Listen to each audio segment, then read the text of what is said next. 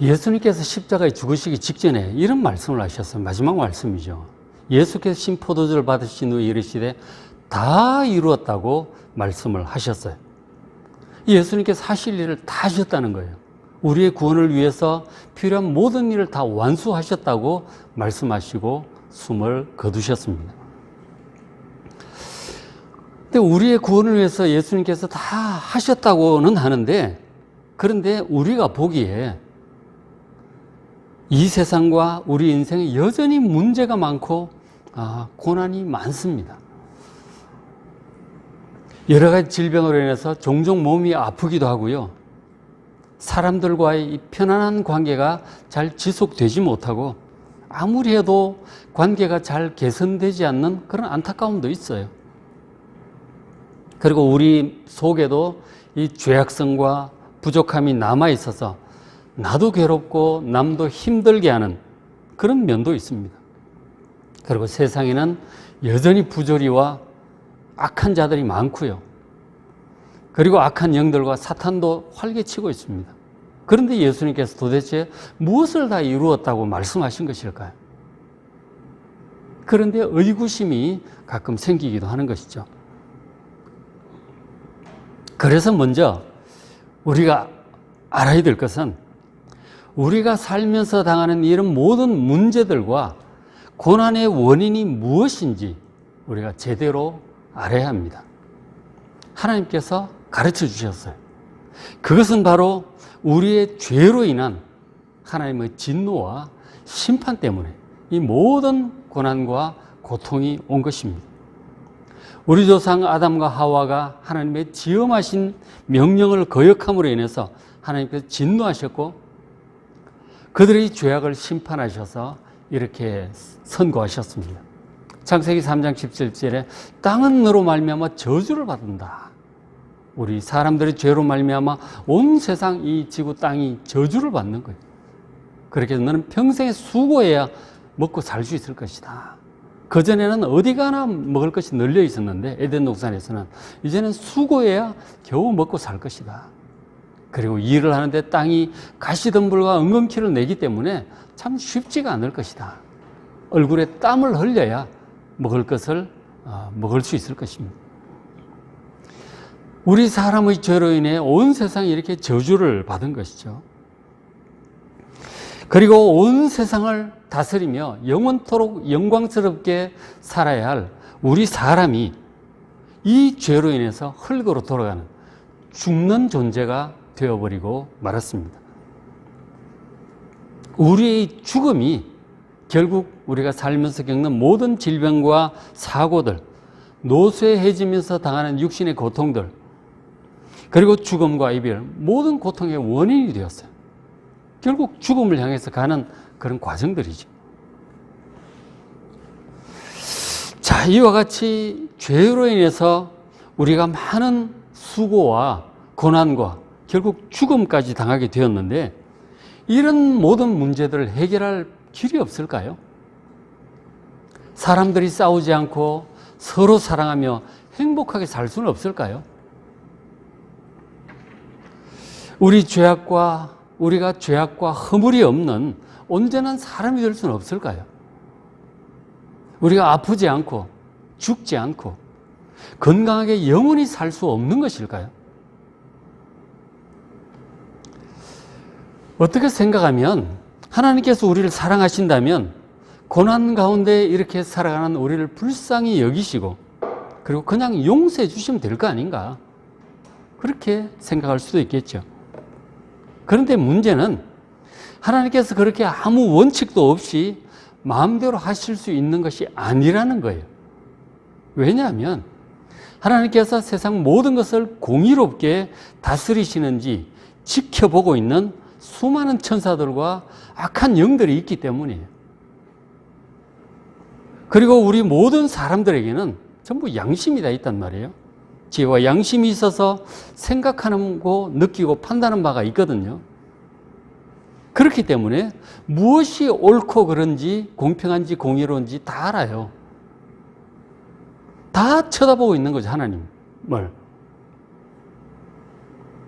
그래서 하나님께서 우리가 불쌍하다고 해서 무조건 용서해 주시고 아무 일도 없었던 것처럼 그렇게 할 수는 없는 것입니다. 그건 공의롭지 않습니다. 뭔가 잘못한 사람, 죄를 지은 사람은 그 사람에게는 형벌이 주어지는 것이 마땅한 거예요. 만일 그 사람을 용서하고 고난과 죽음과 멸망으로부터 구원하시려면 지켜보고 있는 사탄과 모든 천사들과 영들과 모든 사람들에게 정당하게 말씀하실 수 있는 근거가 있어야 되는 거예요. 아주 복합적인 어려운 문제죠. 그렇게 간단한 문제가 아니에요. 이런 문제를 도대체 어디서부터 어떻게 풀어야 할 것인가. 그래서 하나님께서도 아주 고민이 많으시고 애를 많이 쓰고 계시는 것이죠. 사랑하는 이 하나님 자녀들을 멸망으로 그냥 떠내려가게 둘 수도 없고 어떻게 하든 구원을 해야 되겠는데 공의롭게 하셔야 되니까요. 아주 어렵다 하는 것입니다.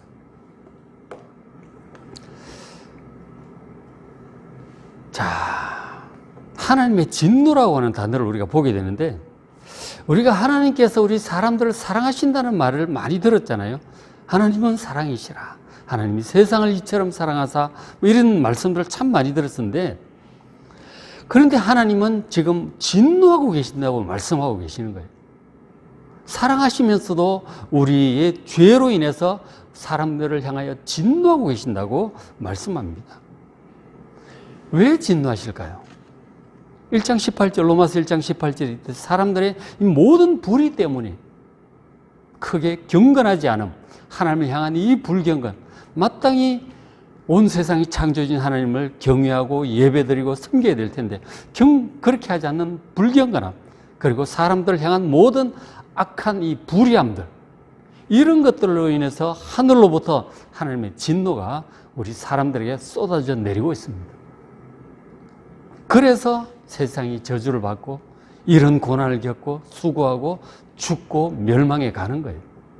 우리의 불경건과 불의라고 하는 이 모든 죄악으로 인한 하나님의 진노와 심판 때문입니다. 그래서 이 로마서 1장에서는 이 불경건과 불의의 모든 죄악이 사형에 해당하는 죄라고 통렬하게 말씀을 하셨습니다. 그리고 2장에서는 하나님을 섬기는 유대인들조차도 신앙인들조차도 의롭고 선하게 살아가지 못하는 그런 죄를 책망하십니다.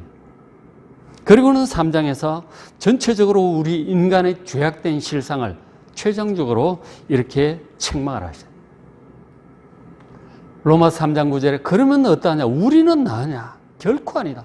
우리라고 할 때 지금 사도 바울 자기도 포함하고 있고 여기에 유대인, 그리스도인 다 포함되어 있는 것이죠. 우리는 나으냐? 결코 아니다. 먼저 믿고 있는 사도 바울이나 로마 교인들이나 나을 것이 없다는 거예요. 유대인이나 헬라인이나 전부 다 죄 아래 있다고 이미 선언한 바 되었습니다. 그러니까 하나님을 모르는 이방인이나 하나님을 섬기는 유대인들, 그리고 우리 그리스도인들조차도 불신자들과 마찬가지로 다 죄 아래 있다고 이미 선언되어 있습니다. 혹시 이렇게 생각하실 분도 있겠죠. 예수님을 진실하게 믿는 사람은 예수님의 은혜로 모든 죄를 용서받고 죄로부터 완전히 해방된 것이 아니냐, 그렇게 말할지도 모르죠. 그러나 그럼에도 불구하고 여전히 우리가 살고 있는 세상은 죄악으로 가득 차 있어요. 그리고 우리는 여전히 죄의 몸을 입고 살아가고 우리 속에 죄의 뿌리가 깊이 남아 있습니다. 그래서 우리가 천국에 들어갈 때까지, 우리 구원의 완성의 그날에 이를 때까지 이 죄의 권세로부터 자유로운 사람이 없어요. 다 죄 아래 있다고 선언한 바 되어 있습니다. 지금 저 얘기하는 것이 10장 10절, 11절, 12절 쭉 죄 지은 사람들을 얘기하는데 이 모든 사람이 다 포함되어 있는 거예요. 그 10절에 기록된 바 의인은 없나니 하나도 없다는 거예요. 아무도 없습니다. 저도 마찬가지고 여러분도 마찬가지고. 나는 그래도 이 정도면 웬만하지 않느냐. 그렇게 말할 수 있는 사람이 아무도 없다는 것입니다. 자, 의인이라고 하는데 의인이 하나도 없다. 의인이라고 하는 것은 의로운 사람을 얘기하는 것이죠. 의로운 사람은 온 세상을 다스리시는 그 하나님, 의로우신 하나님과 관계에 문제가 없는 사람이에요. 뭔가 숨기고 책망을 받고 등을 돌리고 있고 미워하고 못 볼 상황, 그 관계가 잘못되어 있는 것이죠. 하나님과 그런 관계가 아니고 하나님과 교제에 문제가 없는 사람, 하나님과 바른 관계에 있고 그리고 하나님의 뜻을 따라서 자신의 사명을 잘 감당하며 살아가는 사람이에요. 그게 의인이에요.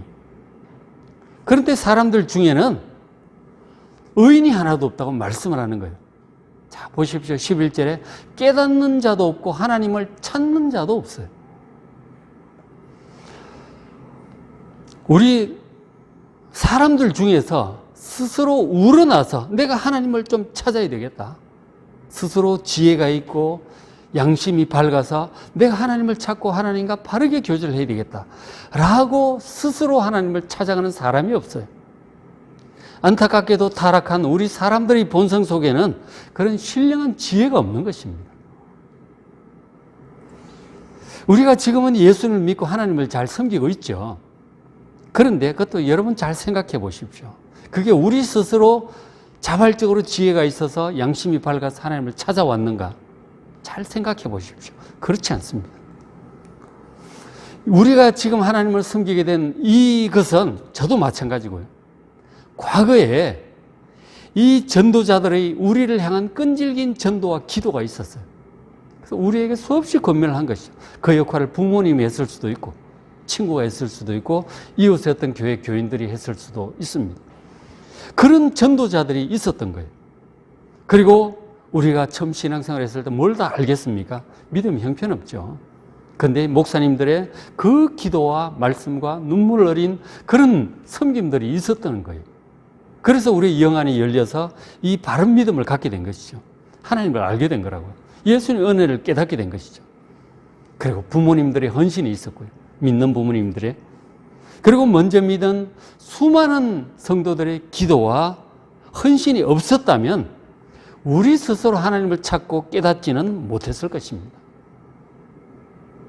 스스로 깨닫고 하나님을 찾는 자가 하나도 없어요. 다 하나님의 은혜로 이렇게 회개하고 믿게 된 것이죠. 심지어 지금 그런 것들을 통해서 예수님을 잘 믿게 된 성도들이 많잖아요.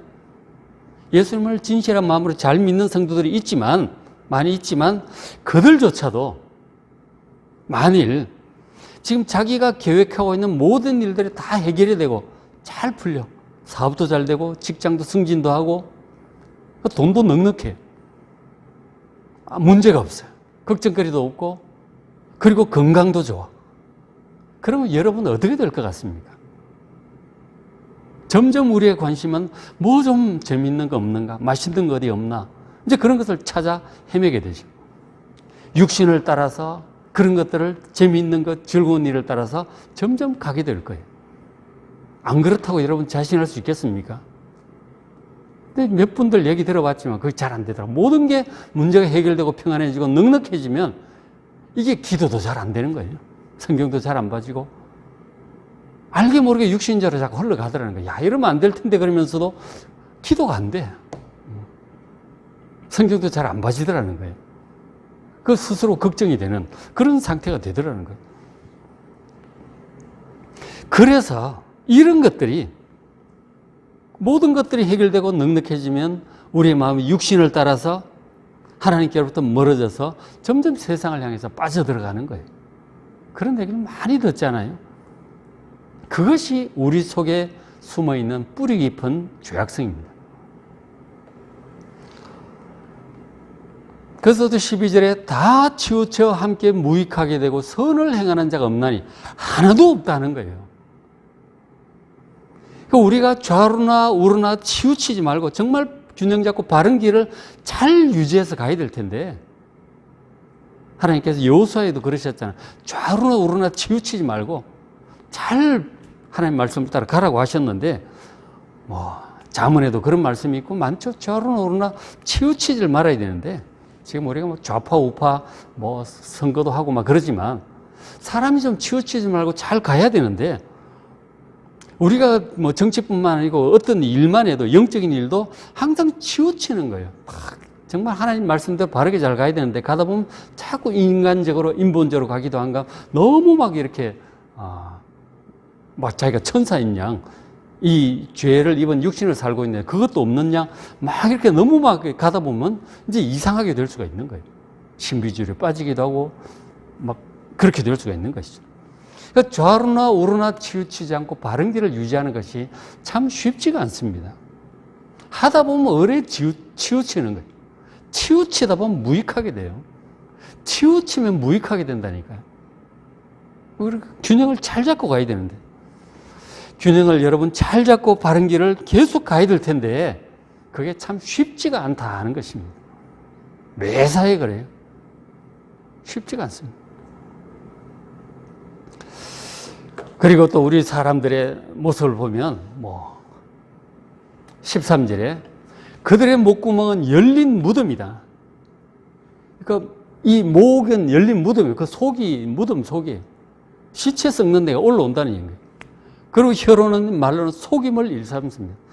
사람 100% 정직한 사람이 참 잘 없어요. 불리한 거는 축소 은폐하고, 유리한 거는 막 과장도 하고. 그게 우리 사람 본성이에요. 참 정직하기가 참 어렵다. 속임을 일삼고 그 입술에는 독사의 독이 있어요. 사람들은 마음을 찌르고 힘들게 하는 독을 뿌립니다. 그게 우리 입이에요. 그리고 15절에 그 발은 피 흘리는 데 빠릅니다. 남을 괴롭게 하는데 그건 참 잘해. 그게 우리 모습이에요. 그래서 파멸과 고생이 그 길에 있어 평강의 길을 알지 못합니다. 우리가 지난 로마서 2장에도 봤지만 악을 행하는 자에게는 환난과 곤고가 있는 거예요. 그래서 고생이 많고 평강을 참 잘 누리지 못합니다. 마음이 그렇게 평안해야 될 텐데 항상 이렇게 마음이 불안한 마음과 근심스러운 마음과 이런 것들이 늘 깔려 있는 거죠. 그러니까 언제나 평강을 잘 누리지 못합니다. 그런 우리의 허물 때문이죠. 믿음 좋다는 사람도 저런 허물에서 완전히 벗어날 수가 없다 하는 거예요. 그리고 무엇보다 18절에 그들이 눈앞에 하나님을 두려워하며 없느니라 그러죠. 우리가 하나님을 정말 두려워해야 되는데 그렇게까지 두려워하지는 않는 것 같아요. 사는 게 바쁘고 관심이 딴 데가 있고 하나님은 그만큼 의식하지 않는 것이죠. 종교개혁자들이 코람데오 하나님 앞에 사는 것처럼 그렇게 정말 하나님을 늘 의식하고 살아야 되는데, 하나님을 의식한다면 우리가 죄를 지을 수 없죠. 근데 하나님을 잘 잊어버리는 거죠. 사는 게 바빠가지고. 하나님은 그만큼 두려워하지 않는다 하는 것입니다. 그래서 저런 일들이 나오는 거예요. 다 허물과 부족함, 이런 일들이 다 나오고 있습니다. 이처럼 우리가 전부 죄 아래 살고 있다 하는 거예요. 참 안타까운 우리의 실상입니다. 하나님을 섬기는 사람이든 완전한 불신자든 저런 것들이 공이 있는 거예요. 자, 우리 사람들이 이렇게 죄가 많아서 하나님의 진노와 멸망을 피할 수 없는 거예요. 환난과 곤고가 끊이질 않는 것입니다. 그렇다면 우리의 이 모든 죄를 우리가 용서받고 하나님께로부터 그래, 이제는 괜찮다, 넌 의롭다, 그렇게 인정받을 수 있는 길은 없는 것일까요? 다행스럽게도 사도 바울은 성령의 감동으로 우리에게 말씀해 주고 있습니다. 3장 21절에 이제는 율법에 하나님의 한 의가 나타났으니, 율법으로 치면 우리가 제대로 하지를 못해요. 율법은 그 양심이라고 그랬잖아요. 율법과 양심에 비추어서 우리가 100% 이렇게 잘 하질 못해. 신앙인들조차도 잘 못해. 그것만 가지고서는 도대체 하나님께로부터 의롭다고 인정받을 수가 없어요. 그런데 정말 감사하게도 그 율법 외에, 양심 외에 하나님의 한 의가, 다른 새로운 의가 나타났다고 말씀하세요. 의롭다고 인정받을 수 있는 길. 이것이 율법과 선지자들에게 증거를 받은 것이라고 합니다. 그러니까 구약에 있는 율법서, 그죠? 그리고 선지서, 구약을 얘기하는 거예요. 구약 성경에 이미 예고되어 있는 것이라고 말씀합니다. 물론 율법도 구약에 있죠. 율법에 비춘다면, 양심에 비춘다면 우리는 너무나 부족해. 100% 온전할 수가 없는 것이죠. 늘 마음이 안타까운데. 근데 그것 갖고는 안 되는데, 구약 성경에 율법 말고 또 하나님께로부터 의롭다고 인정받을 수 있는 다른 길에 대해서 지금 있다고 말씀을 하는 것이죠. 그것이 바로 22절에 곧 예수 그리스도를 믿음으로 말미암아 모든 자에게 미치는 하나님의 의라고 말씀을 해요. 예수님을 믿음으로 하나님께로부터 의롭다고 인정받을 수 있는 그 길이 있다고 말씀을 하시는 것이죠.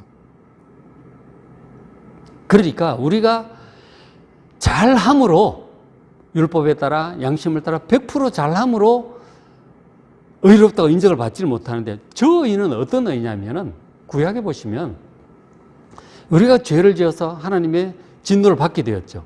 근데 그 죄를 용서받을 수 있는 그 길을 말씀해 주셨어요. 바로 이 속죄 양이 있죠. 속죄 양을 한 마리 데리고 제사장이 가서 자기의 죄를 양의 머리에 안수하고 제사장이 주면 제사장이 죽입니다.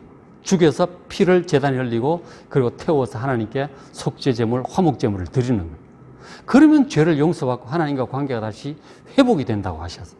그것이 하나님께로부터 의롭다고 인정받을 수 있는 또 다른 길이에요. 그런 맥락에서 정말 온전한 화목제물, 속죄제물로 예수님을 보내주셨고, 예수님 믿음으로 우리가 죄를 용서받고 그래서 의롭다함을 얻을 수 있다고 말씀을 하신 거예요. 그게 구약에 있고, 그리고 온전한 속죄제물인 예수 그리스도에 대해서 구약이 계속 예고했던 것입니다. 세상 죄를 지어가는 하나님의 어린 자. 바로 의롭다고 인정받을 수 있는 길이 있다는 것입니다. 그래서 24절에 그리스도 예수 안에는 속량으로 말미암아, 예수를 믿는다고 하는 것을 설명을 해주고 있어요.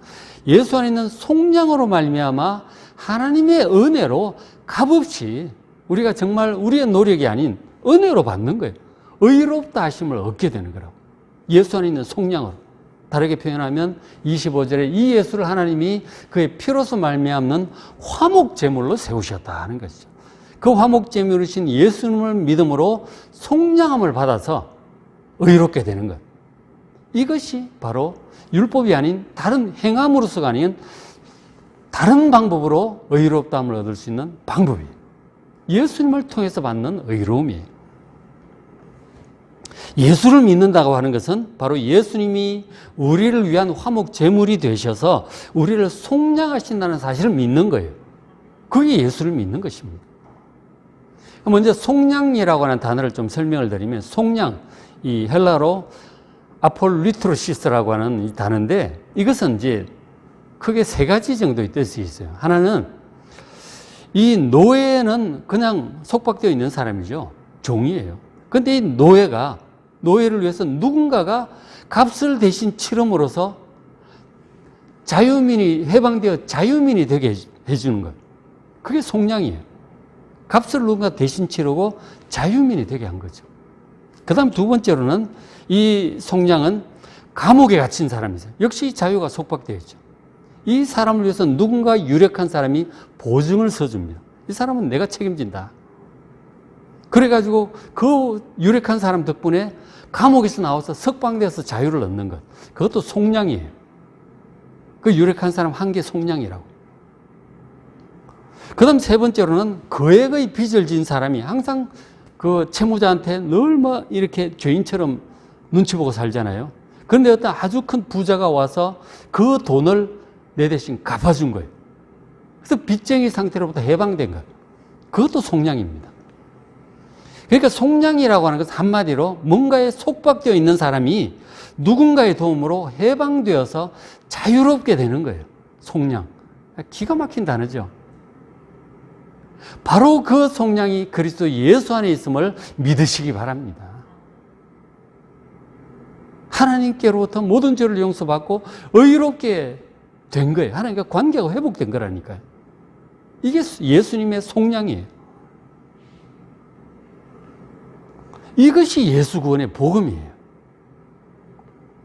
우리가 여러 가지 죄로 인해서 하나님의 진노 아래에서 고난당하며 살다가 멸망할 수밖에 없는 처지잖아요. 그런데 예수님께서 우리가 받을 형벌을 대신 받으셨어요. 그렇게 하심으로써 우리가 하나님의 진노와 형벌에서 벗어나게 된 거예요. 해방과 자유를 누리게 된 것이죠. 그래서 하나님과 관계가 회복되고 위치와 지위와 권세가 회복될 수 있는 길이 열린 것입니다. 이처럼 우리를 모든 억압으로부터 속량시키고 해방시켜 주신 분이, 자유를 얻게 해주신 분이 바로 예수님이세요. 우리가 그런 예수님을 믿는 것입니다. 그러면 예수님께서 우리를 어떻게 속량하셨어요? 어떻게 해방시켜 주셨습니까? 그것은 예수님이 우리를 위한 화목제물이 되심으로 그렇게 해주셨어요. 이 화목제물, 헬라어로 힐라스테리온이라고 하는 단어는 어떻게 번역되느냐 하면, 그 헬라 힐라스테리온을 쭉 다 찾아보면 여러 가지로 번역이 돼요. 여기는 화목제물로 번역이 되어 있고, 어떤 데는 속죄 제물로도 번역이 돼요. 그런가 하면 희생, 누군가를 위해서 희생한다는 것, 그것도 다 힐라스테리온입니다. 희생, 속죄 제물, 화목제물 전부 지금 같은 뜻이에요. 저 단어를 지금 예수님이 우리의 힐라스테리온이 된 거예요. 화목제물이, 속죄제물, 희생이 된 것입니다. 예수님께서 우리를 위한 희생이 되시고 화목제물, 속죄제물이 되심으로써 죄로 인한, 우리의 죄로 인해 생긴 모든 고난과 하나님의 진노와 멸망, 죽음, 이 모든 것들이 근본적으로 다 해결되었음을 믿으시기 바랍니다. 예수님은 정말 놀라운 분이세요.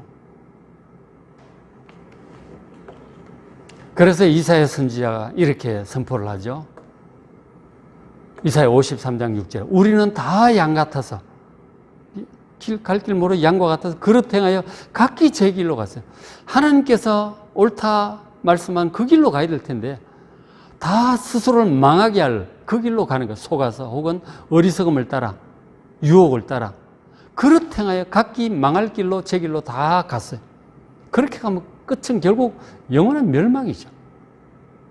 그 죄의 대가로 고난을 당하고 멸망하는데, 그 죄로부터 우리를 구원하기 위해서 여호와께서 우리 모두의 죄악을 그에게, 바로 메시아, 하나님의 아들 예수 그리스도에게 담당시키셨다고 예수님 오시기 700년 전에 그렇게 예언을 합니다.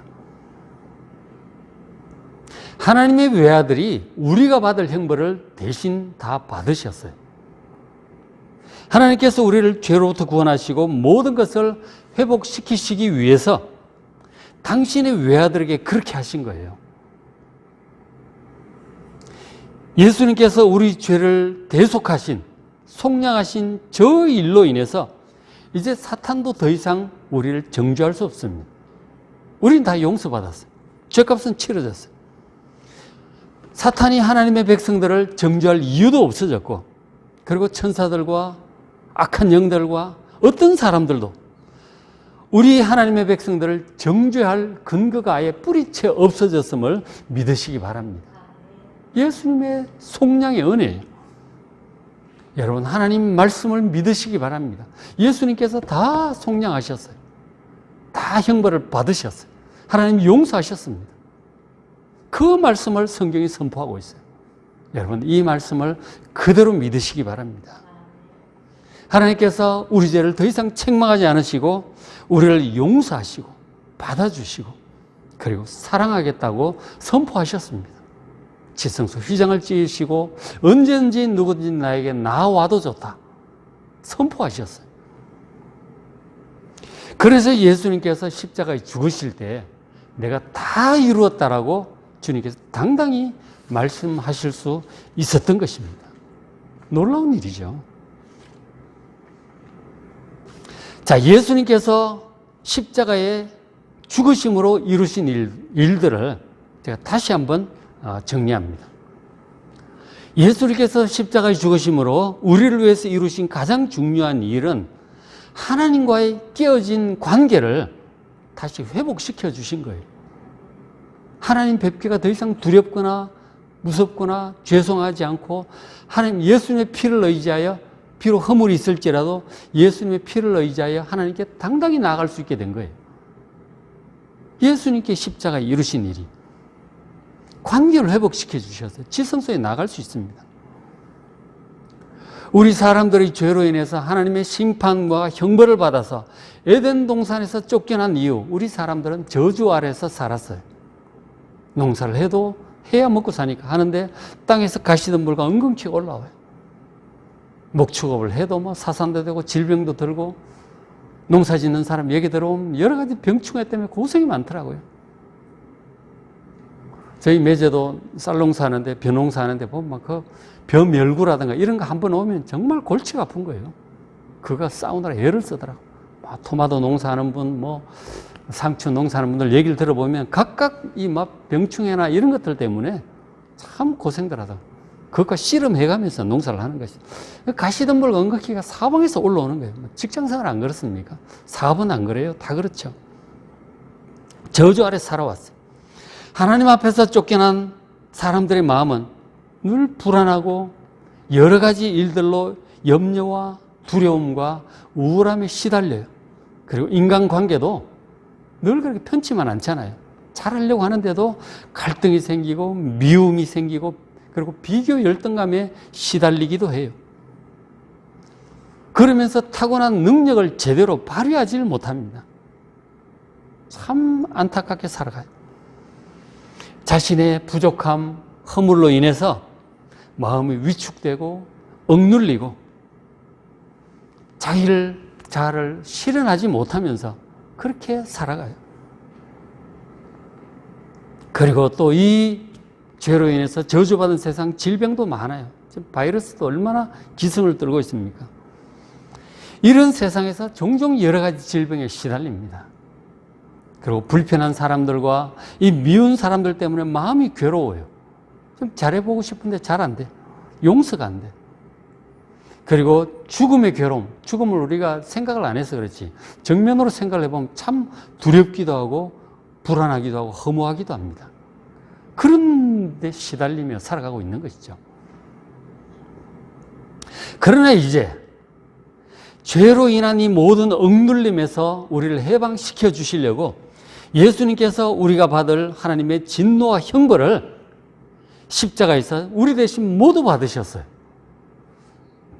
그래서 우리는 그 예수님의 십자가 속량으로 모든 죄를 용서받았고 그래서 더 이상 하나님께서 우리에게 진노하지 않으십니다. 여러분 이 사실을 성경 말씀 그대로 믿으시고 하나님께서 우리를 사랑하는 자녀로 받아주시고 그리고 사랑하고 계심을 믿으시기 바랍니다. 이번 달 우리 교회 달력 보니까 그 탕자 헐벗고 막 굶주리고 돌아와서 자비로운 아버지 품에 안겨있는 그런 그림이에요. 여러분 달력 한번 잘 보시길 바랍니다. 예수님의 피로 우리를 그렇게 받아주신 거예요. 그리고 우리 구원받은 하나님의 자녀들은 더 이상 질병이나 노쇠함이나 죽음을 두려워하지 않아도 됩니다. 왜냐하면 어차피 한 번 죽는 것은 사람에게 정해진 일이니까 그건 어쩔 수 없어요. 그러나 구원받지 못한 자들과 달리 예수님께서 하나님의 자녀들에게는 그 죽음보다 더 크신 능력으로 죽음에서 반드시 우리를 부활시키시고 새하늘과 새 땅에서 영생하게 할 것이라고 확실하게 약속을 하셨습니다. 그러니 우리가 죽음이 뭐가 두렵겠습니까? 그건 영생으로 가는 통과 관문일 뿐입니다. 그러니 예수님께서 십자가에 죽으실 때 다 이루었다고 말씀하신 일이 참으로 사실인 것이죠. 문제 없습니다. 다 이루셨어요. 물론 우리가 이 땅에 살면서 아프든 병이 낫고 사업이 잘 되고 부유해지는 것도 참 좋은 일이지만 그런 것은 살다 보면 또 다른 질병이 또 오고 사고도 나요. 다쳐요. 그런가 하면 사업이라는 게 또 기울 때도 있는 거예요. 직장 일이라는 게 또 기울 때도 있고 그만둘 때도 있는 것이죠. 인생 만사 오르락내리락 하는 것입니다. 늘 그렇게 좋을 수만 없는 거예요. 왜냐하면 세상이 저주받은 세상이고 죄인들이 온 천지에 가득하기 때문에 이 부조리와 고통과 문제는 끊이질 않는 거예요. 파도처럼 쉬엄쉬엄 계속 다가오는 것입니다. 그러나 예수님께서 우리를 위해서 이루신 이 구원의 모든 일들은 그렇게 육신적이고 일시적인 것이 아니라 아주 근본적이고 근본부터 해결하신 거예요. 근본적이고 그리고 아주 종합적이고 완전하고도 영원한 것입니다. 자, 성도 여러분, 예수님께서 십자가에서 우리를 위해서 이루신 이 모든 은혜를 사순절 기간에 좀 더 여러분 잘 깨닫고 누리시길 바랍니다. 성경을 통해서 성경을 그대로 믿음으로 깨닫고 누리시기 바랍니다. 예수님께서 이루신 이 모든 일들을 성경 말씀 그대로 믿고 하나님의 사랑과 예수님의 은혜와 그리고 성령님의 도우심을 힘입어서 모든 염려와 두려움으로부터 해방되어서 항상 평안한 가운데 감사하고 기뻐하며 살아가시기를 주의 이름으로 축복합니다.